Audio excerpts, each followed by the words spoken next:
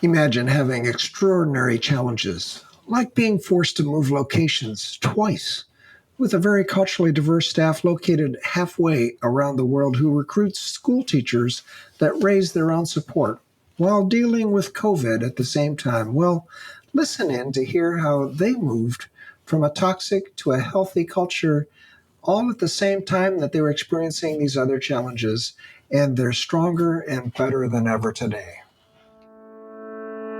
Welcome to the Flourishing Culture Leadership Podcast, your home for open, honest, and insightful conversations to help develop your leadership, your team, and build a flourishing workplace culture.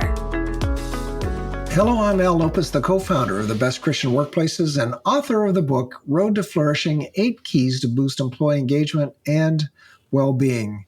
And as you know, I'm passionate about helping Christian leaders create engaged, flourishing workplaces. So thanks for joining us today.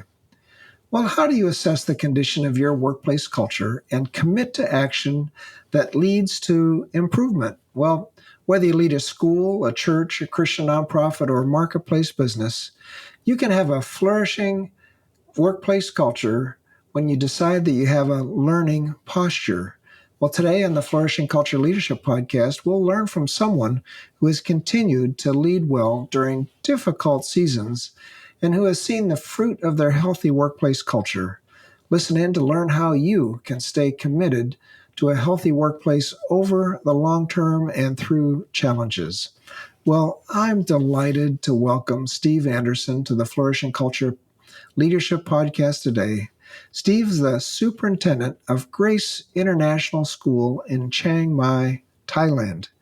Well, Grace International School was founded in 1999 to provide a high-quality education from a biblical worldview to children of international Christian workers located in Southeast Asia. In fact, our president and CEO, Jay Bransford's son, graduated from the school while they were missionaries in Chiang Mai.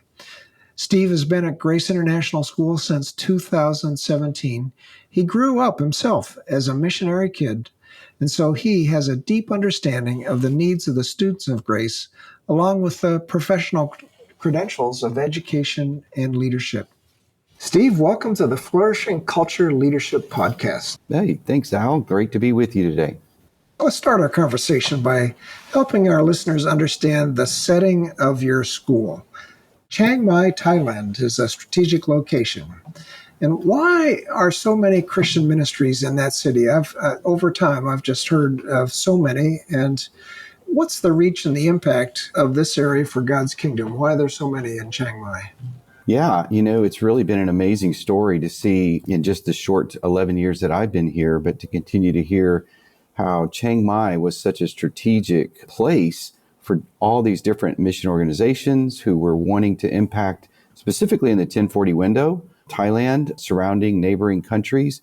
It gave a great location, international airport, a lifestyle and things that were really engaging for families. And then there was just a huge need for a school. And so, these different organizations came together and helped start Grace International School to meet the need of all these different mission organizations and families. But specifically, it's just really strategic here in the location to get in and around the surrounding countries, many of them closed. And thankfully, Thailand is very open. Yeah, boy, that's great. And I know it's even probably getting tougher in some of the countries around your area. Right. But Grace International School has been participating in the Best Christian Workplaces Engagement Survey for 9 years. And I remember those early years. And after some initial low scores, you've made really plenty of improvements over time and now have been certified for quite a while as a certified Best Christian Workplace. And Jay Bransford, the president and CEO of Best Christian Workplaces now, actually lived in Chiang Mai for a number of years, and his son, Graham, attended Grace. Jay is your BCW consultant for the survey, and he mentioned that when you and your team receive your results from the survey, your team springs into action. And so I appreciate that so much. Share with us how you and your team take the results and implement action plans each year as you continue with the survey. Yeah, you're right, Al. Thank you. It has been an incredible journey. And I know you were with us in those initial years coming out of a toxic score and environment years ago and knowing we've got to make some changes and make some intentional steps. And so listening to the BCWI's results, taking some of the strategies that were there and beginning to implement. In those early days, it was about leadership development.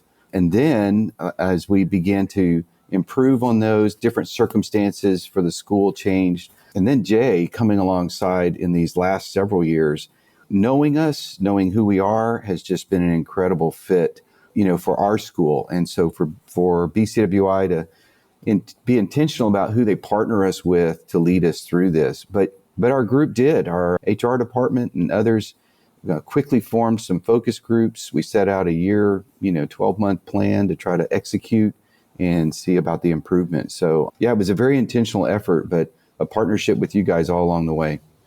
Yeah, I'm looking forward to hearing even more about that. And Steve, you've led the school through some difficult years. As you say, things didn't start off so smoothly. And you also had a complicated legal issue that resulted in a physical move of the school, first to a temporary location and then to your current location. And we find that some of our ministry partners want to take a break from surveying when they're going through some tough spots. But I remember those years, and you were still very intentional in making sure that the culture and the healthier culture was strong. And you kept surveying and continue to focus on a healthy workplace culture. But share about how you kept your staff and your leadership team moving forward, even during those difficult times and those transitions and moving from one location to another. What are some of the lessons that you can reflect on as you look back and maybe help someone who's currently leading through a challenging season? Yeah, and it's great. And it's been amazing to see how clearly God has kept his hand on our school. I think even just, as the school started and then it continued to grow and move and flourish, we hit ups and downs. And so continuing the survey, it just seemed like this was a tried and trusted tool that had these drivers, these markers to kind of say, hey, from what we've surveyed all around globally, these are things that are going to help you move forward. So yeah, we were involved in a lawsuit that did cause us to have to lose our school campus. So we were in the midst of having to find property, build, reallocate, go to a temporary location. So the staff climate and culture definitely took a hit as there was those times of uncertainty. And so I think because we continued to survey year to year, we were able to continue to get a pulse rate on where we are and things that we needed to do to work on. Specifically, again, the leadership development and how to engage in healthy conflict, our intentionality to strengthen our leadership skills, the role and clarity, the accountability, and then, communication. I think that's a huge one. And so there were just very intentional things that the survey resulted for us because people were uncertain. What are we doing? Where are we building? When are we moving? And so finding those avenues of communication were key. You're in a unique position to answer this question because you've experienced a pretty toxic culture. Now you're in a much healthier culture. So what are some of the benefits? How do you experience this better climate for education? What are your observations? Yeah, it has been an incredible journey for us. And I think we're still a little bit recovering, or at least this year recovered from the COVID, effects, the shortage of teachers, globally, us personally, but definitely our school culture is much healthier now and improved. Again, just listening and taking those intentional steps for the focus on inspirational leadership, providing confidence in our strategic plan have all really paid off. And I think our healthy score now reflects a culture of staff who feel heard, valued, and empowered. So we have taken some very hard steps to try to create, even margin, work-life balance to avoid turnover and burnout. But I think this year is almost, I just called it like, it's been a year of school without major interruptions and our first year to just really, really be here and engage. So yeah, it's definitely a much better and much healthier climate. What a journey you've been on. Well, congratulations for pulling through. And yeah, just as you say, a year of school. So really the first year in 7 or 8 years probably where you can just settle and focus on education for your students. That's fantastic. So healthy education is one of those 8 flourish factors that we've identified and is really contributing to your healthy workplace culture. This is an area of strength for Grace, and your scores related to healthy communication have increased certainly strongly over the years. And this includes asking input from staff, acting on feedback involving staff and decisions that impact them, explaining reasons behind major decisions. I mean, you've really focused on that, and I know you've got debriefings, and I remember participating in debriefings with 25 of your leaders involved in it. So it's widely participating in even the feedback. So, practically speaking, what are some of the steps that you and your leadership team have taken to improve communication? We've got a number of listeners who are saying, I keep hearing that communication isn't all that effective or strong in my organization. How have you been able to see this positive movement in communication? Yeah, I think that's a $1 million question for almost every organization. It's the communication piece. Is it too much, too little? And the, rule of thumb is like you can never over communicate and all. But it's definitely been the way the survey allows us to evaluate how people feel like they're being heard, included, engaged in the conversation, in the dialogue, in the explanation for decisions, feeling like they've been able to add to the conversation. So exactly, the debriefings that we've had with you and your leadership team, Jay, with my senior leadership team, then they're able to communicate to each of the divisions, hey, here's what we're hearing, here are the steps we're going to take. It included focus groups from both staff, students, the parent community, how we're externally communicating, how we're internally communicating.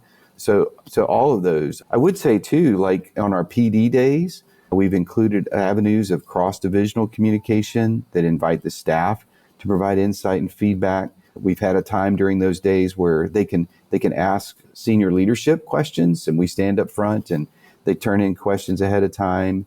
So that again gives us transparency, which is another key component, and helping our staff see and understand the reason behind those decisions has definitely helped. I think one other practical way is that our principals, our key leaders are implementing avenues or, aspects of change by engaging in the meetings.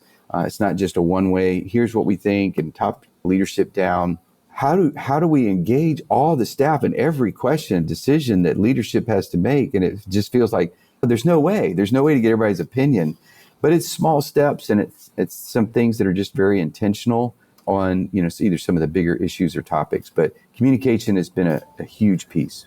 Now, PD days, so we're going to have a lot of people that don't know what those are. So what does that stand for, and how often do you have them?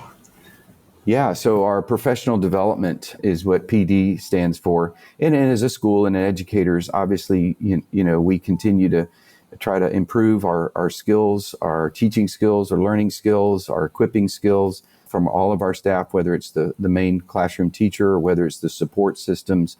So we do try to look at those professional development times. So that this communication piece is one where we took our staff and engaged in, okay, what does cross-divisional communication look like? If it keeps showing up as a score as, well, we struggle with it, then what's ideal, in listening to them? And we normally get 4 school-wide PD days a year where all staff's together, but then monthly and quarterly, the divisions meet together and can engage at this level. Now, Steve, you also mentioned that in these PD days that you'll stand up and answer them. Tell me about that. How does that work?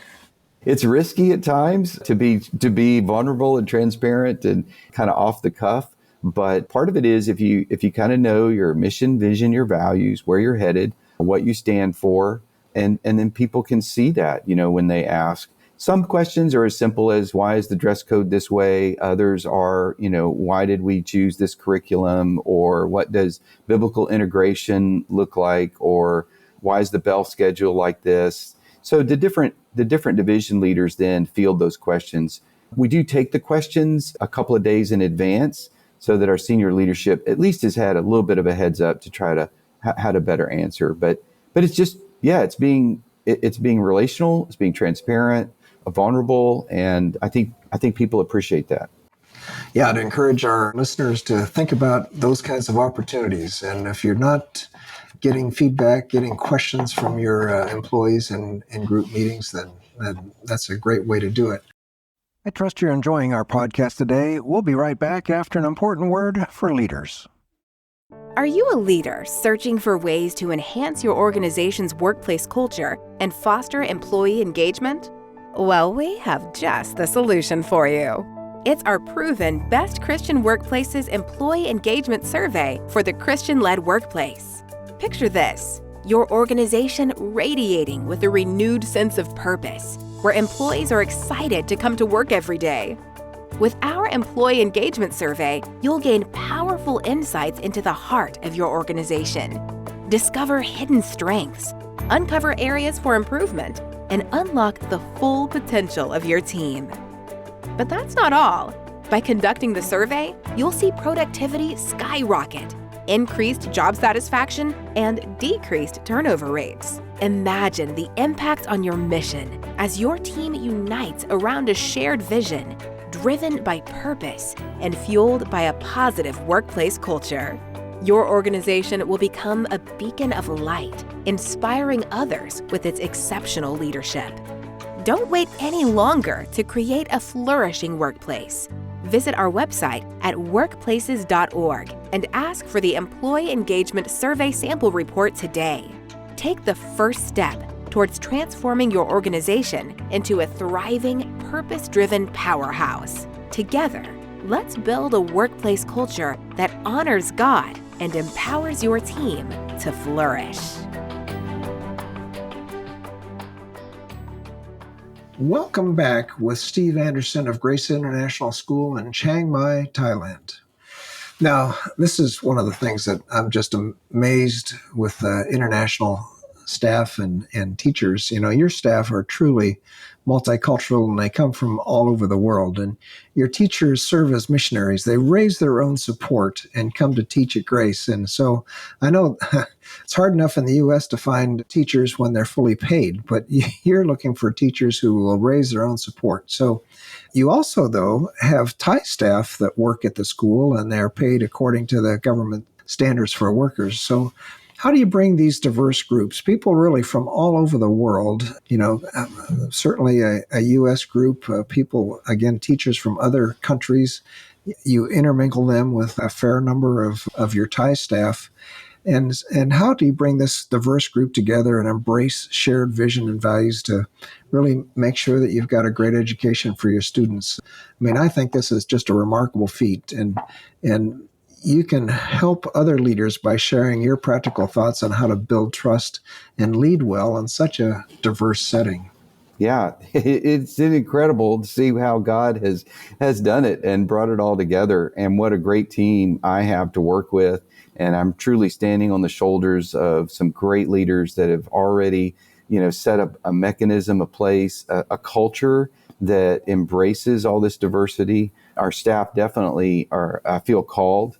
That is one of the things that I think sets us apart because our teaching staff, our non-Thai staff, all raise their own support. So they definitely have to feel called to the mission, vision, values. We keep that in front of the staff. Our Thai staff, I would say, even though they're salaried, embrace the same atmosphere where they feel very engaged, very included, very, very much a part of the called culture here at the school. But it does take the intentionality, again, of trying to blend, diversify. We've often been called a very American setting because a majority of our students and staff come from the U.S. That's okay. But, one thing I want to shout out for my deputy superintendent, Joe Crane, a few years ago, began in tune to this and listening to stakeholders, conversations about it. So he started for our school what's called the Belonging Initiative. And over the past 3 years, we've been intentional to engage with different groups, different backgrounds, different cultures, to hear how can we become more international or more engaging. And so this has been conversations, it's been surveys, it's been little acts of change But it's just been a huge plus and bonus so that people feel heard, they feel valued. We try to celebrate different things. Our HR division, our human resource division, has been intentional, building bridges of cultural interaction, awareness. Growing up overseas and living overseas and stuff, sometimes you have to remove the mindset of one way's right and one way's wrong. It's just things are just different. But you begin to embrace the joys of the culture you're in as a guest, and then bridge those and interact and interwoven the different cultures. So it's intentional, it's a journey, but we feel very, very blessed at how God continues to keep his hand on our school. I would imagine, Steve, that there's a number of international schools that serve missionary kids, much like yours. With your culture, that gives you an advantage, wouldn't you say, as you recruit the teachers who want to commit to serving overseas? Yeah, absolutely. I think they see this as the ministry opportunity in the mission field. We were intentional a few years ago to make sure we were steering away from, tourist teachers, people who felt like, hey, I'll just give you a couple of years or a year. And in the meantime, during the breaks, I'm going to travel and do this, this, and this. And know that they actually see the students here as their ministry opportunity. And then we try to find those ways for them to engage in the culture locally with ministry. So it's, again, been something that we've had to work at, for years to get there. But I feel like we now, seeing our scores, I feel like we're in a good place. Yeah. So you're able to actually pick the kind of profile for a teacher that you're looking for, somebody that's not going to just be there for a year or two. But, another unique feature of your school is that since the faculty are raising their support for their expenses, many of them have made a longer commitment, but that doesn't necessarily mean that they are staying for a longer period. So is there a high cycle of turnover that you've experienced with your teachers? This level of turnover certainly can impact the culture and even, as you said, somebody's, I can imagine, coming for a year and they're going to travel. I mean, they're not going to be really focused on teaching. So explain how you even onboard new teachers. What steps do you take to make sure that they can quickly get oriented and embrace the values and the mission of the school? Yeah, again, I think this has been steps along the way, along the journey to listen, try things. I mean, from the minute we try to communicate, quickly back to people, quick response time. Several years ago, we spent hours and hours trying to revamp the application process to streamline it so that people could get through the application process quicker. I mean, because there's a lot of steps with being a part of a church or a mission organization, acceptance, the fundraising, the visa information, qualifying, the background checks. So it takes quite a bit of time to even get them to the point where they're ready to, get on a plane and land. But once they land, our HR department is incredible. They meet them at the airport, take them straight to the mall, go pick up a SIM card, and get their internet hooked up so that they can already just be connected back home and here, making sure there's a little bit of food, there's a welcome basket for them, their lodging is set up, air conditioners turned on. So when they arrive, it's hopefully already a pleasant experience in that. And then our new staff orientation, we've tried to extend a few days. Responses we've had in the past is it feels like you're drinking from a fire hydrant. So we've tried to break those down and add more days of introducing the necessary conversations that have to happen with whether it's legal or child safety or visa, and then down to the practical things. Let's go get you a bank account, your driver's license, and then I think it's fitting into your culture groups or people, whether it's divisional, whether it's with your mission, whether it's people in your neighborhood, whether it's with the church. But getting them to feel a part of something is another real key part. Yeah, the trend is definitely different than back when, I guess, it felt like, there were, I'm just going to use this term, it may not be accurate much anymore or differently, but there were about top 10 stronger mission organizations that probably supplied most of the teaching staff for many of these schools, like Grace. And as their focus shifted to be more intentional, maybe for church planning, evangelism, or different things, less and less dependence on them for the teachers required us to search elsewhere.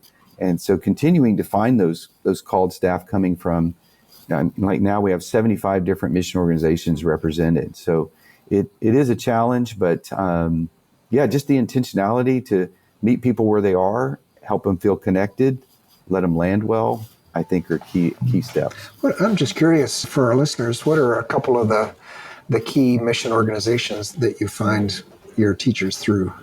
Yeah, again, some of them have just been outstanding throughout the years, and including some of our founders, SIL, OMF, New Tribes, IMB, Crew has been amazing. Teach Beyond, another one. And so some of those that have been WEC, just amazing for us here. And then we just see the trend of churches actually now taking on the mantle of sending mission agencies. So from our Korean churches to the US to the UK, some of these that might just not be coming from one of those other established organizations, but from strong churches that have been really great. And you're seeing a trend of Koreans involved in mission work and coming to serve? Yeah, we certainly, there felt like there was a real wave. I'm hearing it may be plateauing or something different for them. And we're starting to hear the term global south, meaning those that are coming from south of the equator are actually taking up, hey, we want to come be missionaries, but our resources to come may be different than trying to fundraise from the U.S. market or in a different affluent country. But so we're always kind of looking for what are those trends and differences that are out there. Yeah. First of all, a lot of our organizations that are listening are probably scratching their head, maybe smoke's coming out of their ears, thinking about the work that you have to go through to actually find, recruit, and bring teachers and then onboard them while they get there. Not just to meet them at the door of the location, but to actually go to the airport and welcome them, make sure that their air conditioning's turned on, and all those details. That's really helpful. That's great work.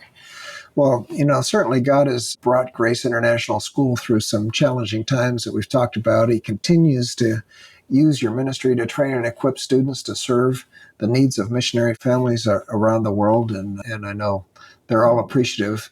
And as you look ahead for the next couple of years, what opportunities and challenges do you see?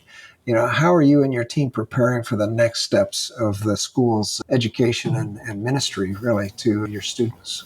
Yeah, it's always looking forward. It feels like you kind of have a rear view mirror also to look back, at what has been. So it's been amazing to be a part of a network of other Christian schools like Grace, engaging like ACSI has been fantastic for us to be a part of. Again, these mission organizations, our board does a tremendous job in its linkage efforts to continue conversations with our moral owners, our founders and founder associates, to hear from them what are the trends. So, and then of course, COVID thrust all of us into what does online learning look like? How do you do this? What opportunities are there now? What we keep hearing, also the trends of customizing education types of things are in front of us. Schools around the world are beginning to, the old traditional model is being really challenged. And so I think for us as well, we want to look at those and what's out there. But, our team feels like as we continue to follow the recommendations from BCWI to focus on some of the drivers that are there for us, Grace, to move towards that flourishing culture, outstanding talent, another driver of developing our fantastic teams, especially the good teamwork across divisions, and then experience giving our staff life-giving work. I think those continue to be indicators for us that we want to project and look forward and seek the help from BCWI as to, okay, what is next? What are you guys hearing? And how can we look better to engage, equip our staff, and enable them to provide that quality education that's inspiring and, more importantly, just moving kids to a closer walk experience with the Lord. Yeah, fantastic. Well, gosh, Steve, this has really been a great conversation. I've really appreciated your describing the journey that you've been on over these years, how you've really made and focused on a better culture, a healthy culture through communication, the way you've described of having people be involved in the focus groups you do year in and year out, just to be listening to employees, to understand and engage them into what's happening, the cross-department development, the professional development, and I love the description of the way you solicit questions from your faculty and staff, and how you handle that on various professional development days. And then how you are able to recruit teachers who are supporting themselves is really phenomenal. And the way you do that, the way you onboard them. And then, of course, the challenges, we think about challenges and many other organizations, but you've got them clearly with international tensions even, but then just education overall and what COVID has done with education. And I love your thoughts on even online learning, custom community and custom communication, custom education for your students. Yeah. But keeping focused again on your culture, moving towards that flourishing level. So I know that you'll get there soon. So keep up the good work. But is there anything that you'd like to add that we've talked about? Al, this has been a real treat for me. And I, again, am so grateful for BCWI, for you, for your leadership, for Jay. I could definitely, this just isn't just a plug for BCWI. I mean, this is genuine for us. It has been a real tool for us to help us develop a culture that is healthy and working together, communicating. And so, yeah, if there's anybody that listens and they're questioning, whether or not this is valuable, I would definitely say it's a tool that really worked for us and would be, I think, worth the investment. So thank you for the personal attention that you've given to Grace International School. And yeah, we're continuing our journey. Yep, and I'm grateful. Steve, I really want to thank you for your contributions today. And most of all, from the bottom of my heart, I appreciate your commitment to serving the global church by providing biblically based education and an excellent education of that for students, for families who are serving in the mission field. Thanks for taking time out of your day. It's evening for me, it's morning for you as we talk about these topics. And thanks so much for speaking in the lives of so many listeners who are listening with us today. Thank you, Al.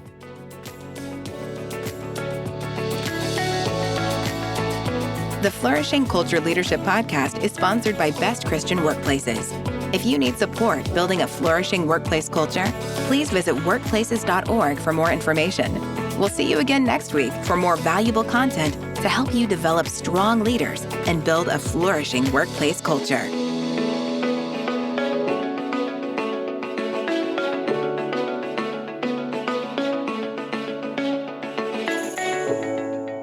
Next week, I can't wait to hear our conversation with Warren Bird and Leonce Crump Jr. about their new book, A Resilience Factor, a step-by-step guide to catalyze an unbreakable team. I look forward to joining you.